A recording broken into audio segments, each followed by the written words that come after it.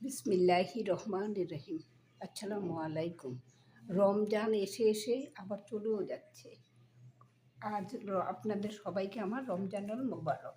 আজকে হাজব্যান্ডের season change তো, তাই জ্বর দুদিন হতেই, তাই আবার আজকে আমি একটু লেটকা খিচুড়ি করলাম, সেটি আপনাদের সাথে শেয়ার করছি। কেমন? এটাকে আমি আবার লেটকা খিচুড়ি নাম দিই না, কারণ এটাকে বলে আমি রানিং খিচুড়ি। কারণ যেই পাত্রে রাখা হয় সেই পাত্রে এটা গড়াইয়ে পড়ে, তাই এটাকে রানিং খিচুড়ি বললে যদি একটু খাই, মেয়ে তো খাবেই না, সেই জন্য একটু মেয়ের জন্য অন্য কিছু করলাম। যেমন তাহলে এখন দেখাই কেমন। এটা হলো ডিম চপ, তারপরে পেঁয়াজু বানালাম একটু, আর একটু জুস করে নিলাম, একটু আপেলের জুস, একটু আনারসের জুস, তারপর একটু শসা কেটে নিলাম, তারপরে একটু আনারস করলাম। আজকে বাসায় একজনের অসুস্থ হলে কোনো কিছু আর মন বলে না, মন ভালো লাগে না, তাই এই ছিল আজকে আমাদের ইফতার।